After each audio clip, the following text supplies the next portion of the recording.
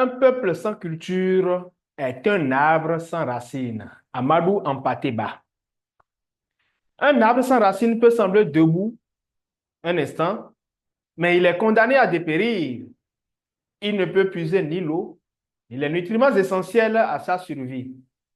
De la même manière, un peuple privé de sa culture perd ce qui le nourrit, le façonne et lui permet de grandir.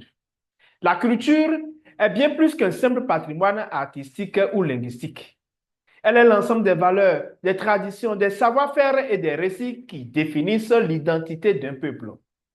Sans culture, une société devient vulnérable, influençable et risque de perdre son essence d'origine. L'histoire nous montre que les civilisations les plus prospères sont celles qui ont su préserver et enrichir leur culture. À l'inverse, celles qui l'ont négligée ou oubliée ont souvent perdu leur unité et leur influence. Aujourd'hui, dans un monde globalisé, il est essentiel de protéger nos cultures tout en s'ouvrant aux autres.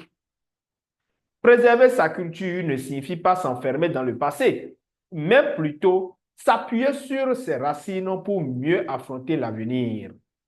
Chaque langue transmise, chaque tradition perpétuée, chaque œuvre créée est une manière de faire vivre notre identité collective. Un arbre sans racines tombe au premier vent violent. Un peuple sans culture, lui, se dissout peu à peu. Alors, que faisons-nous aujourd'hui pour nourrir et renforcer nos racines culturelles?